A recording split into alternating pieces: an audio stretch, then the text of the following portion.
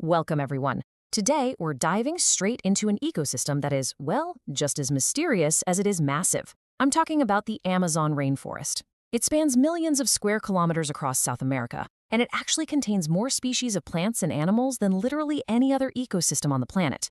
But here's the thing. Beneath that breathtakingly beautiful, dense canopy and those dark, winding rivers lies a seriously intense arena of competition.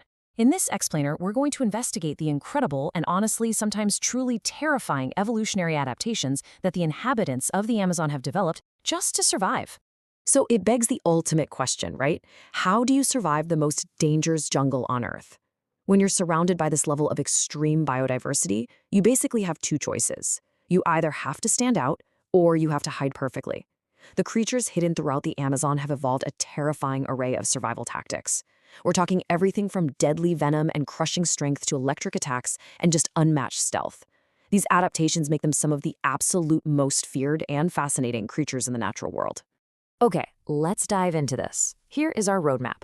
We'll start with chemical warfare and toxins, then move into aquatic weapons, explore brute force and constriction, uncover some hidden threats and parasites, and finally, we'll wrap up with the absolute boss of the jungle, the apex predator, the jaguar.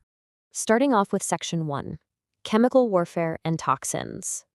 Get this, we're talking about a creature that's only a few centimeters long, the golden poison dart frog. Now, its bright yellow skin isn't just for show, it serves as a glaring neon warning sign to predators. This tiny little amphibian carries enough toxin to kill multiple adult humans.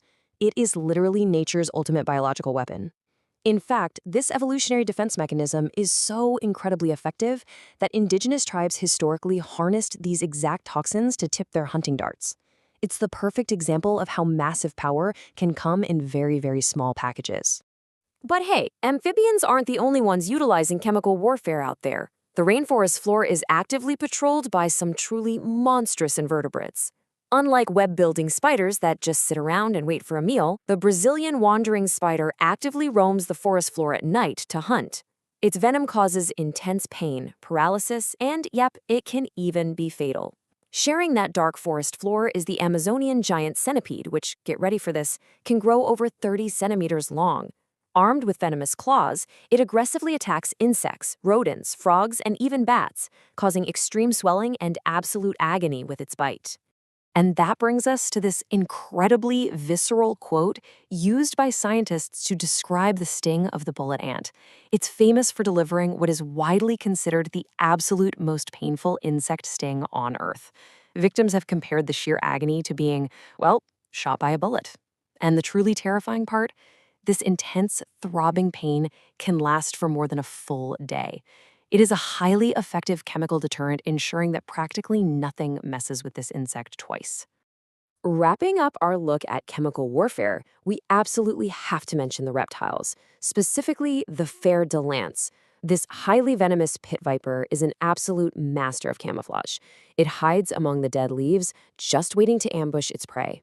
And its venom is devastating. We're talking destroying tissue, causing massive internal bleeding, and leading to severe medical emergencies if left untreated. It relies entirely on the destructive chemical properties of its venom to secure a meal. Moving on to Section 2, aquatic weapons, electricity, and jaws. Now, what's really interesting here is comparing two drastically different yet equally lethal hunting techniques. On land, we just saw chemical warfare, like the wandering spider's venom, which slowly causes systemic shutdown and paralysis. It's essentially a biological breakdown. But the moment we plunge into the water, we see the evolution of electrical warfare. The electric eel uses a completely different strategy, instantaneous, rapid bursts of electricity to immediately stun its prey. So one relies on a lingering chemical reaction, while the other relies on an immediate localized shock.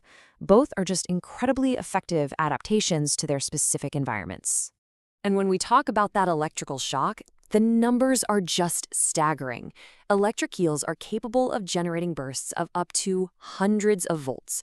To put that into perspective for you, these electrical discharges are powerful enough to instantly stun fast-moving aquatic prey, completely deter larger predators, and easily incapacitate a human who happens to be in the water with them. It's literally a biological battery operating right there in the river. But of course, electricity isn't the only weapon in the water. Let's look at aquatic jaws. First up, the legendary red belly piranha. Now, while movies certainly exaggerate them, their weapon is very real: razor-sharp teeth and incredibly powerful jaws. Their true impact is seen during feeding frenzies, where large groups can strip prey remarkably quickly. Sharing these waters is a completely unexpected predator, the bull shark. Their weapon is supreme aggression and adaptability. Their impact on the ecosystem is profound because they are among the very few shark species capable of actually surviving in the freshwater systems connected to the Amazon. They literally bring an ocean-level threat deep into the jungle. And we really can't leave the water without talking about the apex aquatic reptile, the black caiman. This giant relative of the crocodile can grow to over 5 meters in length. That's about the length of a large pickup truck. Sitting right at the top of the aquatic food chain, it utterly dominates rivers and wetlands, using its immense size and crushing jaws to ambush animals right at the water's edge. Section 3. Brute force and constriction. When you think of pure, unadulterated strength in the Amazon, you immediately think of the green anaconda, the heaviest snake in the world. It doesn't need to rely on chemical toxins or venom. Nope. Instead, it is a massive constrictor that physically overpowers large animals like capybaras, deer, and actually even caimans. It just coils its massive body around its prey, squeezing with unimaginable force until the animal can no longer breathe. It's a truly terrifying application of pure muscle that has, understandably, inspired countless jungle legends. This next part brilliantly illustrates how brute force is applied at completely different layers of the rainforest. High above the canopy, we have the harpy eagle, easily one of the most powerful birds of prey in the world. It attacks from the treetops, using enormous talons to seize monkeys and sloths with incredible crushing force. Now, contrast that with the forest floor, where we find peccaries, which are a type of wild pig. They aren't traditional predators, but they defend themselves using a different kind of brute force entirely: sharp tusks combined with highly aggressive pack behavior. So, whether you're up in the canopy or down in the mud, physical power is a critical survival tool. Let's move to Section 4 and see how this builds: hidden threats and parasites. So, these stealthy dangers don't rely on brute strength at all. But let me tell you, they are just as deadly. First, we have assassin bugs, sometimes known as kissing bugs. They are a hidden danger that bites victims while they sleep, spreading Chagas disease, which affects millions of people across Latin America. Then there are South American tapeworms, infiltrating hosts completely silently through contaminated food or water to cause severe health complications. Finally, the infamous kangaroo fish. While documented cases are actually extremely rare, this tiny parasitic fish has inspired massive fear for its alleged ability to enter body openings and attach itself with sharp little spines. The big takeaway here? Disease and stealth are just as potent as teeth and claws in this constant struggle for survival. And finally, Section 5, the apex predator, jaguar. South America's largest big cat is a true evolutionary anomaly. Think about it. Most felines actively avoid water, right? But the jaguar is an excellent swimmer that actively hunts along riverbanks. It perfectly bridges the gap between the terrestrial and aquatic ecosystems of the Amazon. It is silent, it's stealthy, and it possesses incredible muscular strength, allowing it to adapt perfectly to whatever environment it happens to be hunting in. So the really crucial point here is its bite force. The jaguar's bite is so incredibly powerful that it often bypasses the neck entirely and can directly pierce the skulls of its prey. Seriously, it can even crack right through the thick, armored shells of river turtles. This immense, crushing jaw power places the jaguar firmly and indisputably at the very top of the food chain. It really is the ultimate symbol of the Amazon wilderness. Pulling this all together, every single layer of this ecosystem contains species with just remarkable tools. At the microscopic level, chemical toxins are utilized by the dark frog. Over in the aquatic realm, electrical shocks are weaponized by the eel. On the physical level, brute force is absolutely mastered by the green anaconda.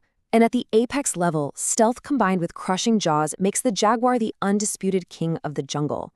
It is a perfectly balanced, yet ruthlessly competitive environment. Which leaves us with this final thought to consider.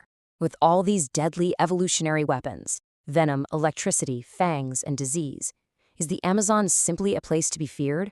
Or should it be intensely respected for its raw, unfiltered struggle for survival? It's really important to remember that while terrifying, these animals rarely attack humans unless they are provoked or threatened. They are simply surviving in one of the wildest, most biodiverse, and unforgiving environments on Earth. Thanks so much for joining me on this explainer of the lethal inhabitants of the Amazon. I really hope you walk away today with a newfound respect for the incredible adaptability of nature.